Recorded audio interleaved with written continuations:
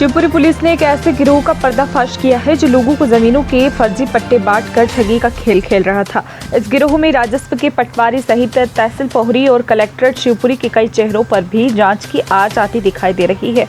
Police ने आरोपी सोनू राठौर को हिरासत में लिया है और उससे पूछताछ करने पर उसने सत्यम श्रीवास्तव उर्फ बीनू श्रीवास्तव निवासी बेराड़ के साथ मिलकर सैकड़ों हेक्टेयर शासकीय जमीन के फर्जी पट्टे तैयार किए जाने की बात कही। वहीं आरोपी सोनू राठौर शिवपुरी के उसके लुधावली के कमरे में बड़ी मात्रा में फर्जी दस्तावेज एवं शासकीय दस्तावेज एवं फर्जी सीले के साथ बरामद हुआ। देखिए संवाददाता कुलदीप गुप्ता की रिपोर्ट, शिवपुरी मध्य प्रदेश। ये पोहरी थाने के अंतर्गत एक अपराध दर्ज किया गया है 245/2020। इसमें धारा 477, 468, 470 IPC का अपराध पंजीबद्ध किया गया है। ये जो है माननीय पुलिस अधीक्षक महोदय के नेतृत्व में SUP पोहरी और TI बेराड़ और उनका स्टाफ, इसमें सभी लोग शामिल हैं। इससे संबंधित केस में एक SIT में डेवलप की गई, इनमें सभी लोगों को रखा गया है। जो विस्तृत जो मामला है वो इस प्रकार से है कि मूल आरोपी जो सोनू राठौर, उसको हिरासत में लिया गया। पूछताछ में बताया कि उसने सत्यम और बीनू श्रीवास्तव निवासी बेराड़ से अपनी लेकर सैकड़ों हेक्टेयर शासकीय जमीन के जो है पट्टे तैयार किए और इन पट्टों के लिए शासकीय रिकॉर्ड की तहसील कार्यालय पोहरी के सहायक ग्रेड 3 प्रीतम और कैलाश जो है वो उपलब्ध कराते थे, जबकि बंदोबस्त के समय के अधिकार का अभिलेख मूल खतरा कलेक्ट्रेट कार्यालय की रिकॉर्ड शाखा के जो पदस्थ बाबू हैं प्रताप और जीतू उपलब्ध कराते थे। इन रिकॉर्डों के माध्यम से धारा 115, 116 के फर्जी आदेश, फर्जी पट्टे तैयार करते थे, सील सिक्के लगा करके फर्जी हस्ताक्षर करते थे। और चलिए अब बात करेंगे निम्बाहेड़ा जिले से मुख्यालय से लगभग 15 किलोमीटर और ग्राम बालागुड़ा से 3 किलोमीटर की दूर स्थित ग्राम अंबाव में अम्बे माता का मंदिर है। मंदिर लगभग 100 वर्ष पुराना है। मंदिर को काफी चमत्कारी भी बताया जा रहा है।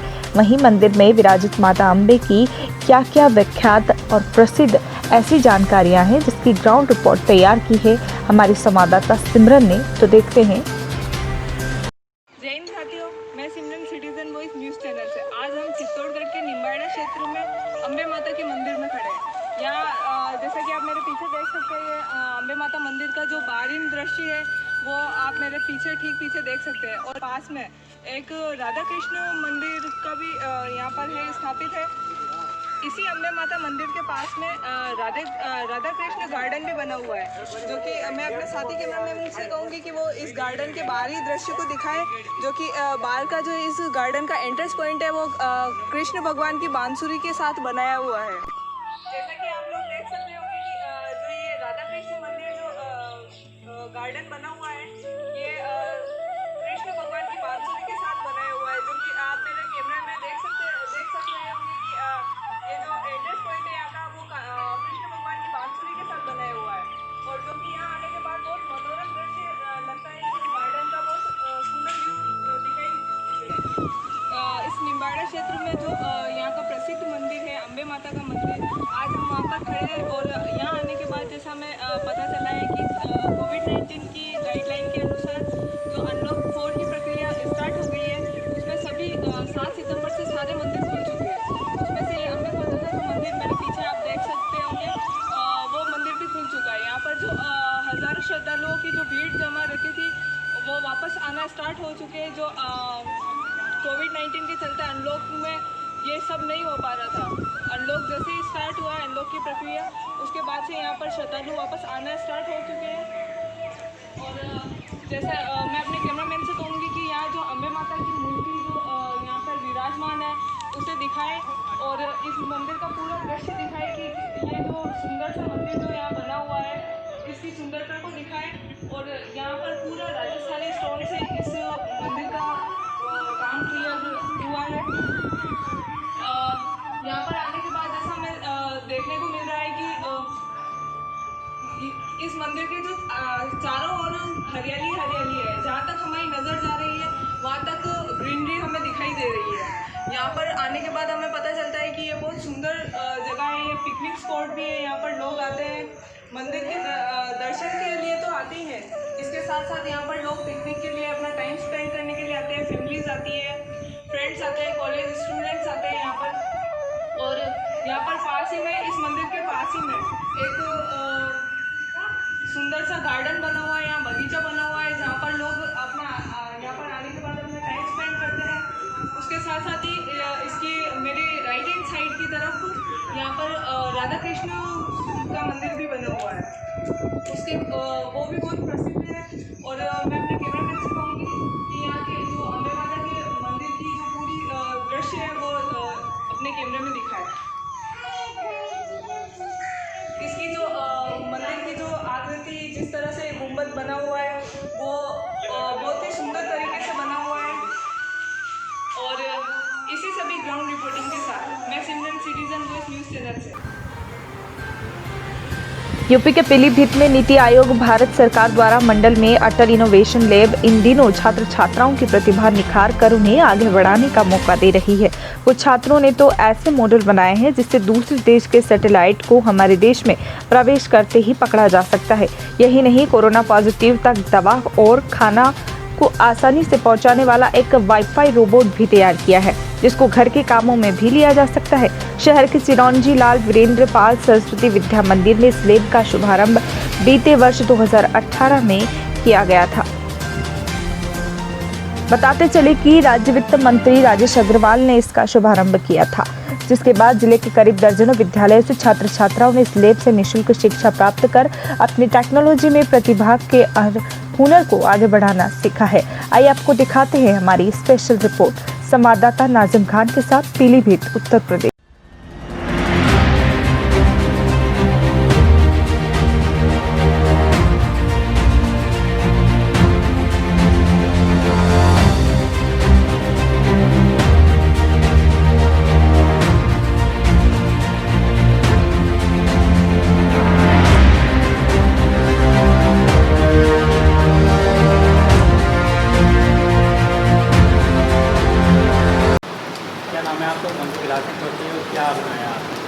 मेरा नाम अभय मिश्रा है। मेरा नाम अभय मिश्रा है। मैं कक्षा 12 में पढ़ता हूँ। और क्या कहते हैं, मैंने एक सैटेलाइट सिस्टम बनाया है जो कि दूसरे देश की सैटेलाइट अगर हमारे एरिया में आती है तो उसे डिटेक्ट करेगा, उसकी सूचना कंट्रोल रूम को देता है, जिससे क्या कहते हैं हमारे देश की जो सुरक्षा है और ज़्यादा मजबूत होता है सुरक्षा का स्तर। और ये क्या कहते हैं जितना सैटेलाइट किसी और देश की आती है अपने एरिया में तो उसको डिटेक्ट करता है और कंट्रोल रूम को उसकी सूचना देता है कहाँ पर है ये सैटेलाइट, कहाँ देखा गया, किस देश का सैटेलाइट है, ये सब बताता है। और बच्चों ने क्या बनाया? और बच्चों ने जैसे कि ये बनाया चार्जिंग बैटरी के वाहनों को बढ़ावा देने के लिए और लाइट का कम खर्चा हो, इसलिए क्या कहते हैं सोलर पैनल से लाइटें रोड पे लगाने के लिए और प्रदूषण भी कम होगा। और ये रेलवे सुरक्षा वाला मॉडल बनाया, इसमें पटरी उटरी अगर टूट जाती है तो पटरी में माइक्रो वायर लगा के और रेल क्या कहते हैं वो लगा के GPS सिस्टम, जिससे कि जहाँ पटरी टूटेगी उसे एग्जैक्ट लोकेशन बता देगा और अगर कहीं पटरी में फॉल्ट आता है उसे उसकी सूचना दे देता है। एक बजर बजने लगता है कंट्रोल रूम में और उसकी सूचना वहाँ मिल जाती है।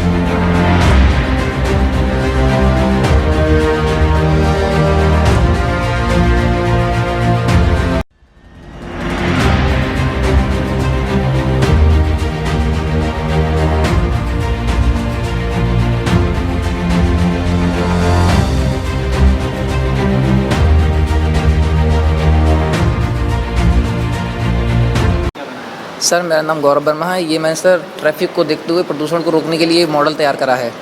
इससे सर ये डीजल और ये पेट्रोल से चलने वाली गाड़ियाँ सर जो बड़े वाहन हैं इनसे सर काफ़ी प्रदूषण हो रहा है। तो सर इसे रोकने के लिए मैंने एक मॉडल तैयार करा है जिससे सर हम इलेक्ट्रॉनिक गाड़ियाँ चला सकते हैं। इसे बिजली से सर चल देंगी सारी।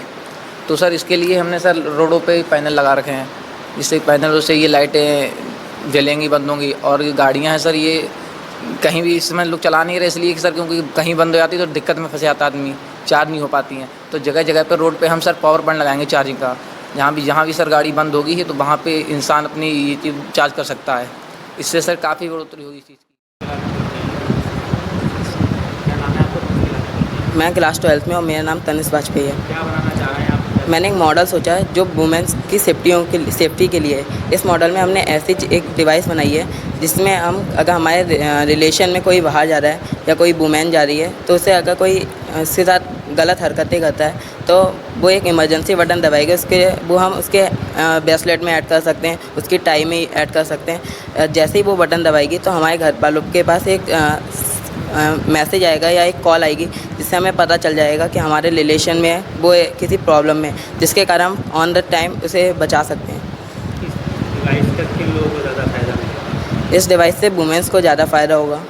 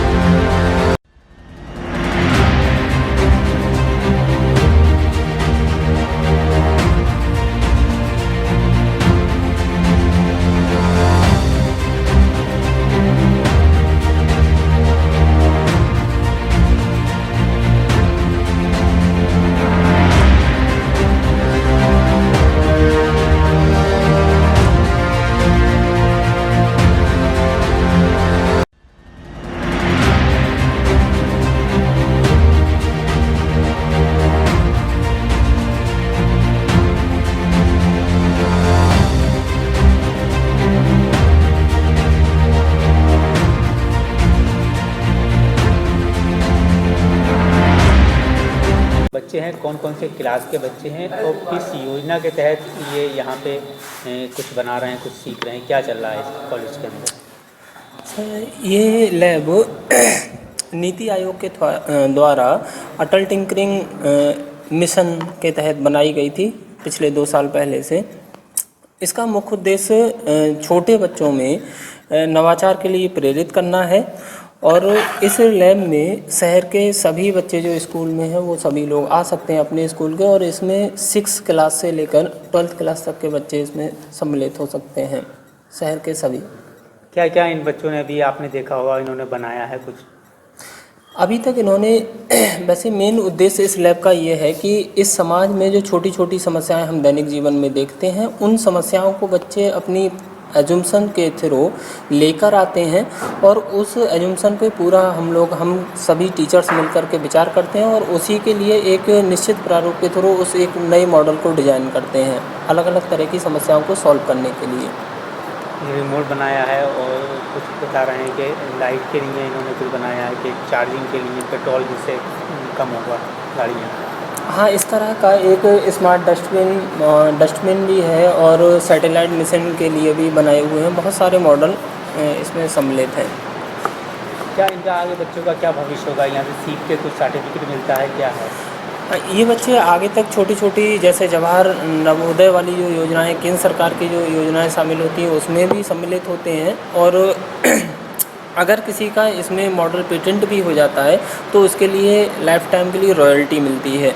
जो अपना दिल्ली साइंस क्लब है उसमें अगर वो पेटेंट हो जाता है राष्ट्रीय स्तर पर तो उसके लिए लाइफ टाइम के लिए रॉयल्टी भी मिलती है। किसी बच्चे ने अभी तक कोई आवेदन किया है ऊपर?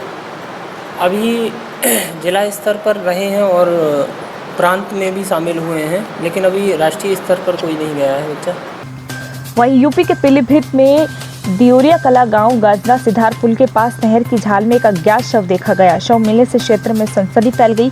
सूचना मिलते ही कोतवाली पुलिस मौके पर पहुंची और वहां गांव के तमाम लोग मौके पर इकट्ठा हो गए। नहर के पानी का बहाव तेज होने से शव झाल के पानी में चक्कर लगाने लगा। वहीं पुलिस ने गांव से स्थानीय लोगों की मदद से शव को बाहर निकाला।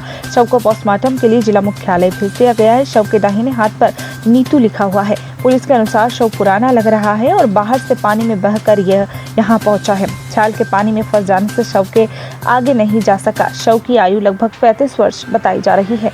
संवाददाता नाजिम खान की रिपोर्ट, पीलीभीत, उत्तर प्रदेश।